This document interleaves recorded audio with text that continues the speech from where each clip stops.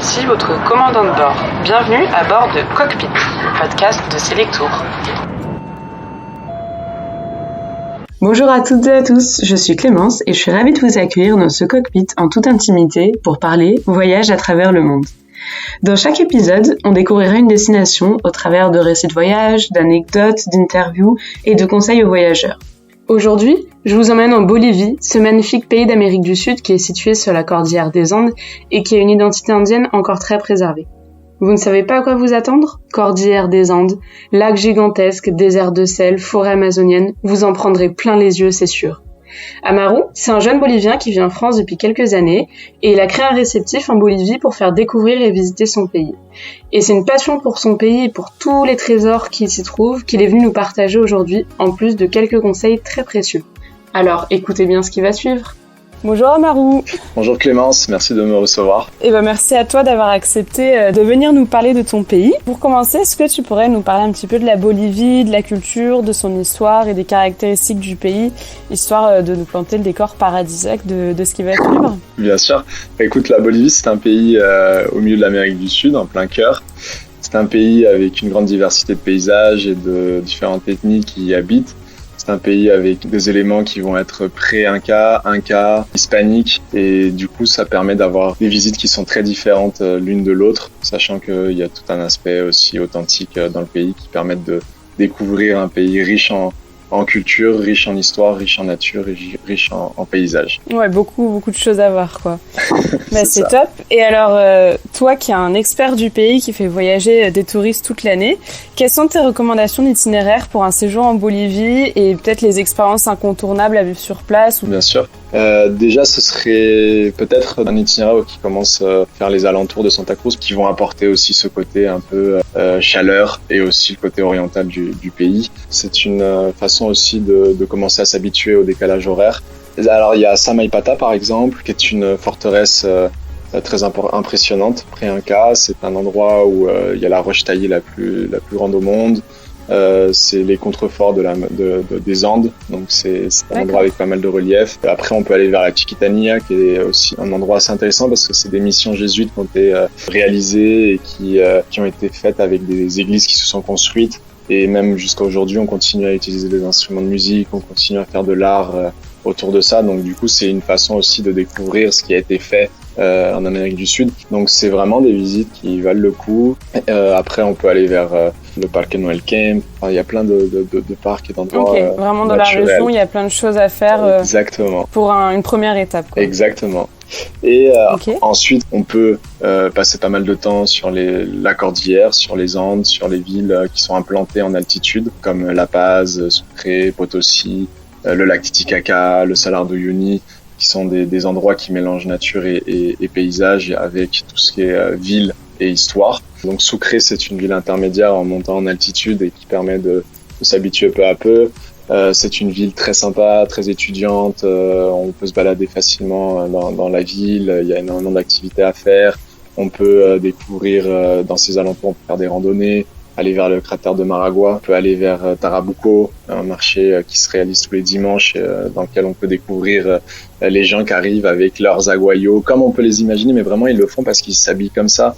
Ils vont aller faire du troc, ils vont échanger, je sais pas, s'ils produisent des produits agricoles, ils vont échanger avec d'autres produits qui sont pas produits dans les autres villages. Donc c'est vraiment un endroit très très très sympa. Les gens, il y en a certains qui parlent même pas espagnol, ils vont parler quechua, donc c'est vraiment être en immersion immersion au cœur de la vie du pays, quoi. C'est ça. Donc du coup, c'est un bon halt avant de poursuivre vers Potosí, où on va déjà commencer à être vers les 4000 mètres. On va déjà être dans le vif du sujet colonial, on va dire. Potosí, qui est une ville aussi importante que Paris ou Londres à l'époque, c'était même la ville la plus peuplée au monde, où on rêvait, c'était l'Eldorado, et tout le monde voulait partir là-bas pour faire richesse, parce que c'était l'endroit où on a extrait le plus d'argent en Amérique du Sud et même dans le monde. Donc c'est des endroits chargés d'histoire, chargés d'émotions, et c'est des expériences qui peuvent changer la vision qu'on a du monde. Donc c'est vraiment très très touchant. Et ensuite, on va partir à nouveau vers la nature, vers le Salar, découvrir cet endroit qui est magnifique. Fameux. Voilà, le fameux désert de sel avec ses couleurs. Exactement. Désert de sel à découvrir aussi en saison des pluies ou saison sèche. C'est deux ambiances différentes. Saison des pluies, c'est complètement inondé, c'est un miroir, on ne sait pas si on est en train de marcher dans le ciel ou la terre. Et saison sèche, où on va plutôt être sur un paysage de sel à perte de vue et des paysages qui sont vraiment impressionnants avec les volcans à l'horizon qui se profilent à plus de 6000 mètres pour certains. Avant de remonter vers tout ce qui est La Paz, c'est du coup la ville où se développe toute la partie politique dans le pays. C'est une ville qui est pas très loin du lac Titicaca, donc ça permet d'avoir cette ville comme référence pour pouvoir faire des visites de la cordillère, de faire des visites de la partie du lac Titicaca, de partir vers le parc national Sajama ou de faire des visites vers les portes de l'Amazonie, là où on fait la production de feuilles de coca, là où on a pas mal de biodiversité parce que c'est des endroits de choc thermique où il y a énormément de petits univers où les animaux peuvent se développer d'une façon différente à ceux qui sont de l'autre côté de la montagne. Donc c'est vraiment des endroits très très importants. Et pourquoi pas aller vers Urenabaque, qui est un endroit où on va découvrir énormément d'animaux de l'Amazonie. Ça qui fait que la Bolivie est complètement magique et dépaysante, quoi. Exactement. C'est une diversité de paysages et une diversité d'endroits qui sont complètement vides d'humains, où on se sent vraiment tout seul.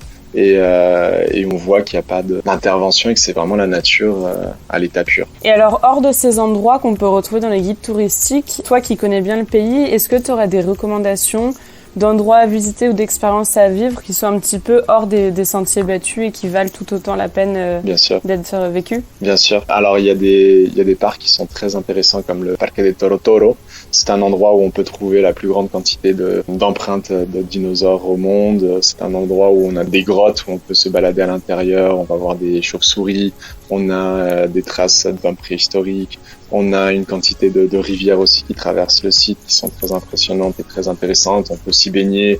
Il fait très bon. C'est un endroit vraiment magnifique et malheureusement, c'est pas dans le trajet classique des itinéraires, mais c'est un endroit qui vaut le coup d'être découvert. Enfin, c'est vraiment impressionnant. Il y a un canyon aussi énorme dans lequel on peut se balader et on peut voir des condors, on peut voir si on a avec un peu plus de chance, on peut même voir des pumas. Enfin, c'est vraiment une zone très très très très importante. Et il y aura pas un tourisme de masse, même si ça reste une destination qui a énormément de potentiel. Après, d'autres visites, c'est aussi faire des circuits où on peut être chez l'habitant, pouvoir partager avec des gens locaux. Encore une fois, la Bolivie, c'est un pays authentique, un pays qui garde encore énormément d'essence préhispanique. Très préservé. Exactement. Oui, parce que voir un paysage, c'est déjà magnifique, mais avoir son histoire en plus directement auprès des habitants, c'est là l'expérience complète du voyage, quoi. Exactement. Oh, c'est top, merci pour tes conseils. Et alors, si on veut rester plus longtemps en Amérique latine et coupler la Bolivie avec un autre pays, tu conseilles quoi comme destination itinéraire de voyage une fois qu'on a bien découvert et profité de la Bolivie?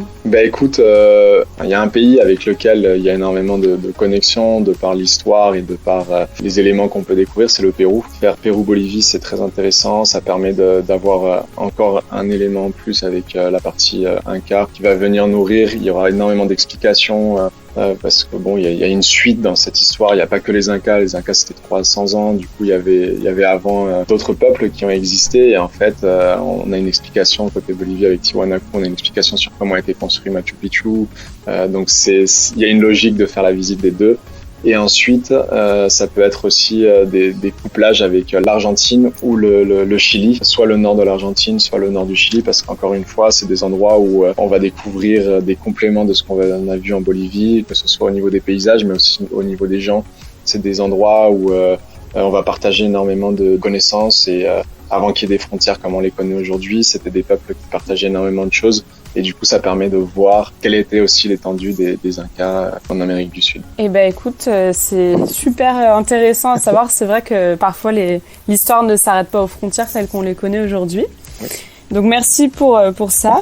Et alors, pour en revenir à la Bolivie, est-ce qu'il y a des informations spécifiques à savoir ou des conseils que tu pourrais nous donner Alors, des conseils, oui. Il faut savoir que c'est un pays dans lequel il ne faut pas avoir peur. C'est un pays qui est très, très sûr. C'est un pays dans lequel, certes, il faut faire attention comme on est un peu comme chez soi, mais sinon, c'est un pays dans lequel il faut parler espagnol un minimum. Sinon, on peut parler en anglais. Dans les villes, on peut faire toute sa vie normale. Pour changer de l'argent, il y a des postes qu'on peut changer un peu partout dans les zones touristiques. Donc c'est pas avoir peur de ça. On peut commencer à faire des paiements par carte bancaire, ça aussi ça se développe. Okay. Mais c'est toujours important de garder du cash sur soi. Au niveau des habits, il faut toujours avoir une casquette, un chapeau, toujours avoir de la crème solaire. Il faut savoir que c'est des pays où on est en altitude et du coup il y a énormément de rayons UV. Des lunettes de soleil aussi, c'est très important. Si on va vers l'Amazonie, il faut avoir des manches longues qui vont protéger des piqûres d'insectes. Il faut prendre en compte tout ça et surtout que c'est des pays, surtout dans la montagne, où on a un contraste de température très important entre le jour et la nuit. Ouais. Donc du coup, c'est très important d'avoir ce qu'on appelle nous la technique de l'oignon. Donc c'est super important d'avoir des couches et de pouvoir, dès que le soleil sort, se découvrir un peu, sachant que encore une fois, il faut faire attention à sa peau. Et durant la nuit, avoir quelque chose de plus chaud à se mettre sur soi, surtout quand on est au salar. Et là, au salar, il faudra le bonnet ou le chulito, c'est le bonnet des Andes. Faudra prévoir aussi des gants, faudra être un peu plus équipé, surtout si on y va pendant la saison d'hiver, entre juin, juillet, août, c'est les moments où il va faire le plus froid durant la nuit, même si la journée ça peut monter à 15-20 degrés, le soir ça peut descendre, au désert de sel on peut être à du moins 15 facilement. Ah oui. Donc il y a vraiment un écart thermique très important. Il faut vraiment pallier pour tous les climats, toutes les températures, et parfois c'est même ça, dans une journée. Exactement. Ah c'est toujours dans une journée. Toujours dans une journée. Ah oui. Dès que le soleil sort, si on est au soleil, on peut être en short t-shirt et dès qu'on va à l'ombre, il peut faire beaucoup plus frais et dès que c'est le soir, il fait plus froid. Et ça va être sur toute la partie des montagnes. Après, quand on descend dans les vallées sèches comme Sucre, ça va être déjà un peu mieux. Et quand on va descendre vers l'Amazonie, on n'aura plus cet écart aussi important. Ok, et écoute, voilà. Merci de nous rassurer sur ce point-là. Moi, j'ai posé toutes les questions que j'avais à te poser. Est-ce qu'il y a d'autres éléments ou choses que tu voudrais dire pour convaincre les gens d'aller en voyage en Bolivie ? Ouais, écoutez, si vous cherchez un truc qui est authentique, un pays qui est un peu dépaysant et qui va vous permettre de voir vraiment une culture qui est encore vivante, une culture qui vit pas pour le tourisme justement, mais qui est très très dynamique dans sa façon d'être et sa façon d'agir, la Bolivie c'est une destination très importante et c'est la recommandation que je peux faire, c'est ça. Et écoute, merci beaucoup de nous avoir parlé de ton beau pays, d'avoir partagé tes conseils et ton expertise sur la destination. De rien et merci à vous. À bientôt. À bientôt. C'était Cockpit, le podcast de Selectour. Merci beaucoup pour votre écoute, j'espère que ça vous a inspiré et fait voyager comme nous. Et si vous souhaitez écouter d'autres aventures autour du globe, abonnez-vous à notre chaîne de podcast sur votre appli d'écoute préférée. Et vous pouvez aussi nous suivre sur nos réseaux sociaux, Facebook, Instagram, Twitter et TikTok, @Selectour. À bientôt dans le cockpit. Ici votre commandant de bord. Nous venons bien d'atterrir à La Paz et la température extérieure est de 19 degrés Celsius. Merci d'avoir choisi Cockpit pour votre voyage audio. Nous espérons vous revoir très vite.